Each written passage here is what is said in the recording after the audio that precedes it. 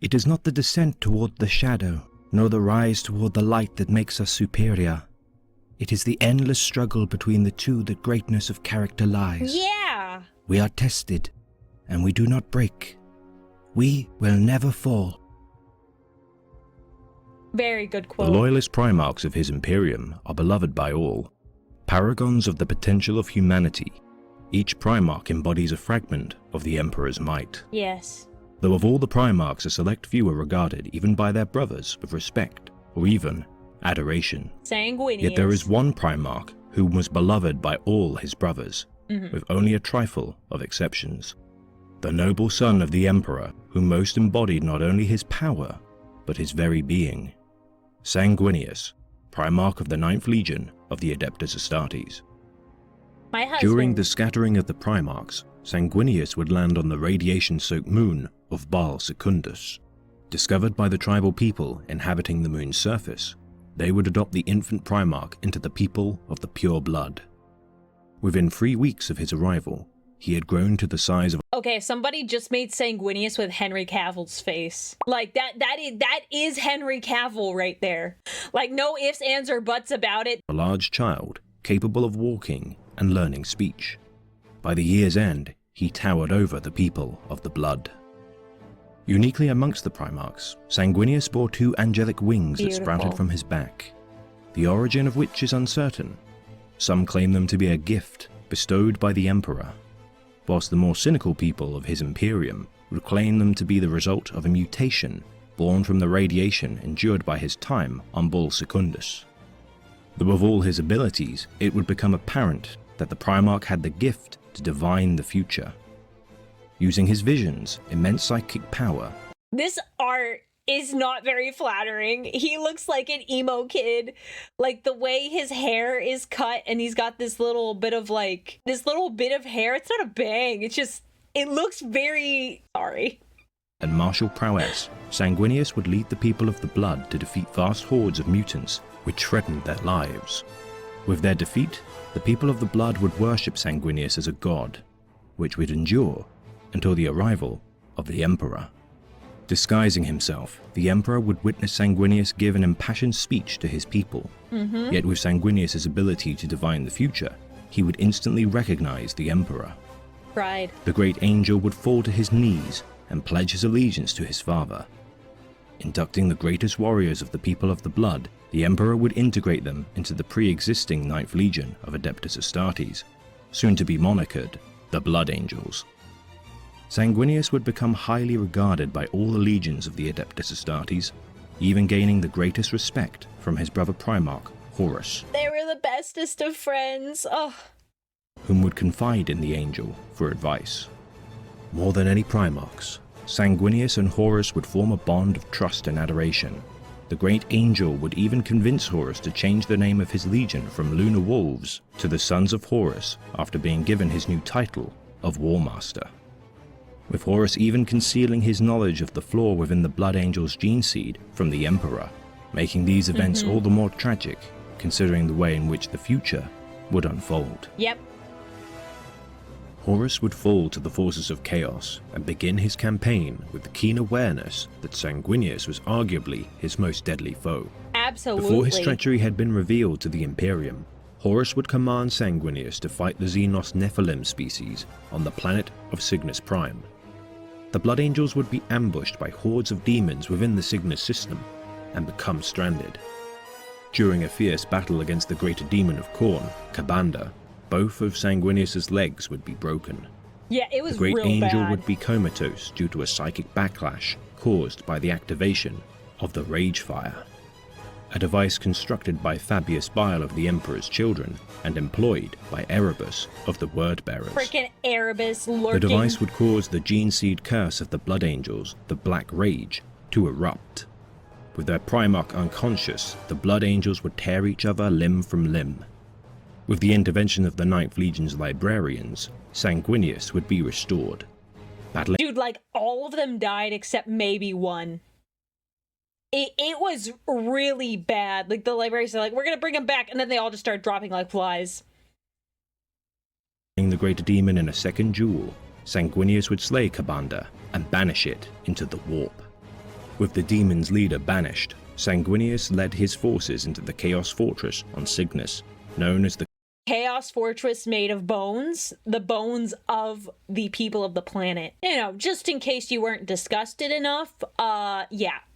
Cathedral of the Mark. Therein, Kairos the Perverse, Keeper of Secrets and Demon of Slanesh, would offer to cure the Blood Angels of their curse, should Sanguinius sacrifice himself unto the Rage Fire.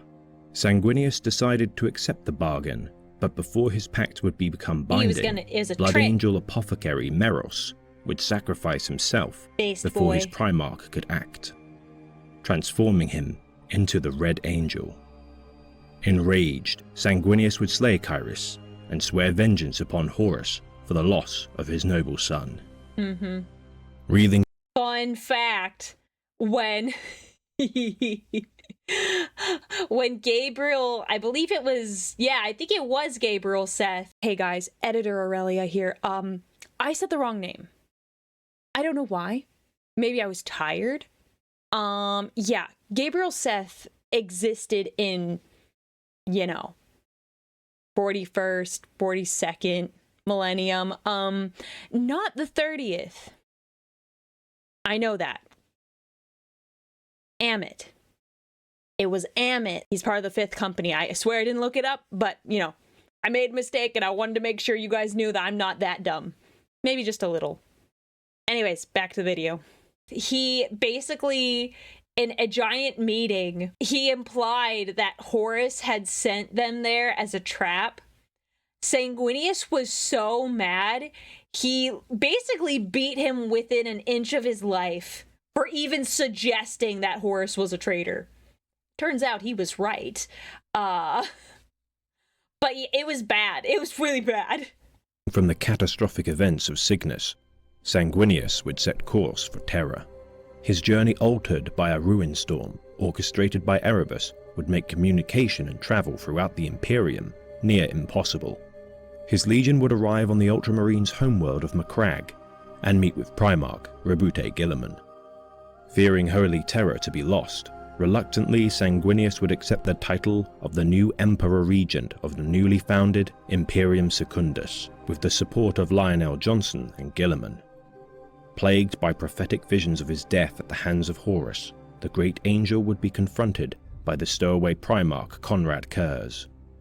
Confirming his own visions of the angel's death, Kurz would inquire as to why Sanguinius still remained loyal to the Emperor, with the knowledge that it would lead to his demise. Sanguinius urged his brother that it was not too late for him to return to the Emperor's grace. Kurz would state that chaos was all there would be, not just for himself, but every man, woman and child in the coming future. Setting off an explosive to mask his escape, he would eventually be recaptured by the Lion. Sanguinius would preside over Kurz's trial and would eventually determine to end his life. The Lion would demand to instead become his jailer. Kurz believed his death would come at the hands of an assassin sent by the Emperor. He was right. Which the Lion deduced meant that their father still lived. The Primarchs would pool their resources and attempt to breach the ruin storm. Sanguinius would suffer the beginning stages of the Black Rage, fueled by the visions of his own death. A preternatural vision would lead Sanguinius to travel to the planet of Davin, the world in which Horus began his path of corruption to the forces of chaos. The Primarchs would find evidence of a mass drop pod assault on the planet's surface. Sanguinius, Guilliman, the Lion and their prisoner Conrad Kurz would discover a ruin, the Temple of the Serpent's Lodge. Ugh. Inside, they would find the altar wherein the fell ritual had been conducted by Erebus on the War Master. Their presence would trigger warp storms to bellow forth and create a portal, dragging Sanguinius away from the temple. I want to read this book. He would see himself on the surface of Terra in a vast beautiful garden within the Imperial Palace. With his brother Lorgar's corpse at his feet, he would observe the remaining traitor Primarchs bound in chains. His father, the Emperor, congratulating him on his victory and bestowing the title of the Emperor's Regent to his son. He would lead a campaign to purge the galaxy of the remaining traitors to his Imperium, and eventually become the ruler of the galaxy. Sanguinius would see through the deception of the vision and cut through the visage of the Emperor. revealing it to be the demon known as Medael. Sanguinius and Medael I would need to read duel, this book. Medael unleashing lesser demon hordes through the portal, preventing What's the name of the book? I appreciate the no spoilers. What's the name of the book? I'll read that next. the lion and Guilliman from breaking through to aid their brother. Overpowering the angel, Medael would bargain with Sanguinius. Deeming Horus to be an unworthy vessel of chaos, he would offer to aid Sanguinius in killing his brother and taking the mantle of War Master for himself. Added to the bargain, Medael would cure the blood angels of their curse.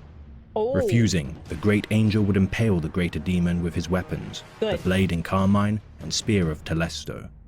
With the demon's banishment, the temple collapsed, and Davin would crumble. In its place, a breach in the warp storm would appear, leading directly to Holy Terror. The Alpha Legion would blockade the breach, with Guilliman and the Lion distracting the 20th Legion, allowing the Great Angel to pass through. Taking Kurz as his prisoner, Sanguinius ventured through the breach. Once through, Sanguinius revealed that he would release Conrad Kurz, Yeah. sealing him within a stasis coffin and Bad jettisoning idea. the Primarch into space. Knowing it might be millennia until his brother would be found, Sanguinius would tell him that fate would catch up with him eventually. Perhaps the Night Haunter's vision of the death at the hands of the assassin may well come true. It did Arriving eventually. on Terra, Sanguinius would meet with Rogel Dawn, Jagatai Khan, and Malkador the Sigillite. The assembled defenders of Holy Terror would strategize on how to combat the oncoming forces of chaos. The Great Angel's arrival would also be used as a symbol for the Imperium to rally behind. His deific visage boosting the morale of the soon-to-be tested defenders of the Yeah. throne. That's my His husband. visions would show him the events of the battles from the perspective of his traitorous brother Primarchs. As the months of war waged on, Sanguinius believed that the defenses would soon falter and that he must confront his destiny in battling Horus directly.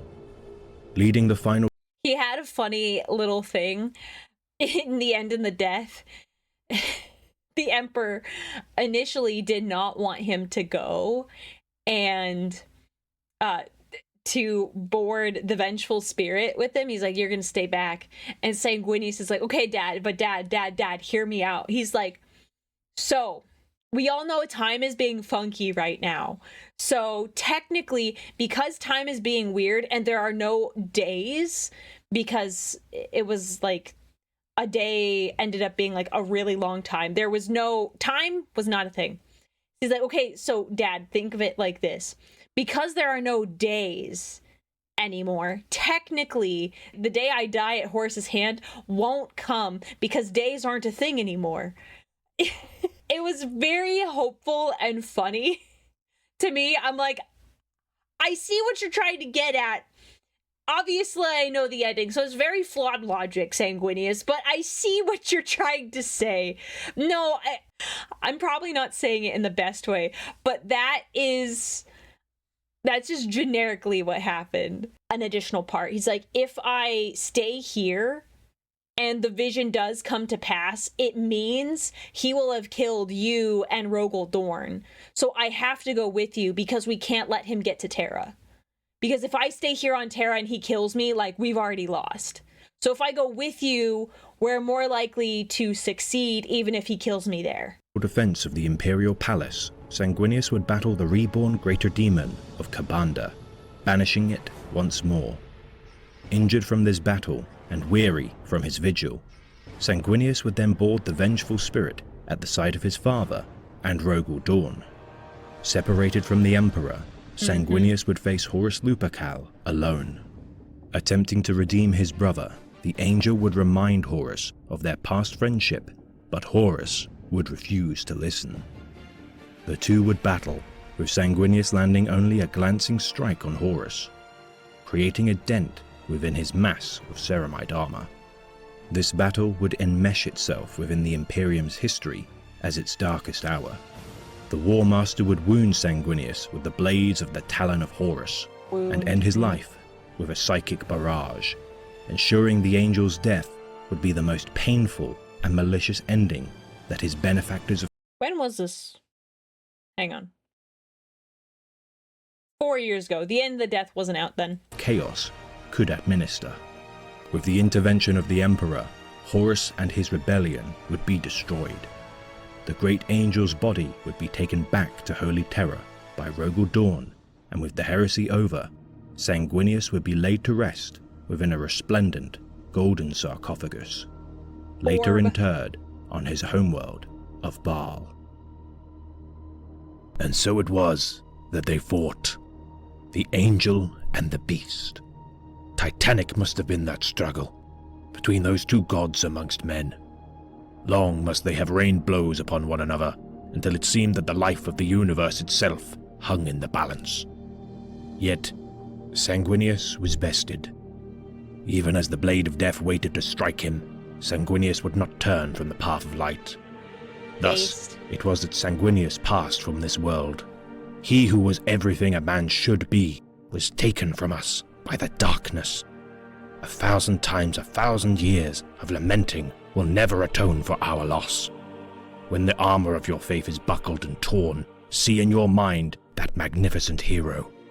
Think upon his deeds and be humble, for his like will never walk the galaxy again.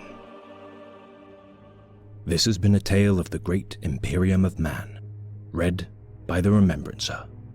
Sons of Medusa, rejoice in the purity of steel. Sanguinius is great. I love Sanguinius. In other words, the sky is blue and the grass is green.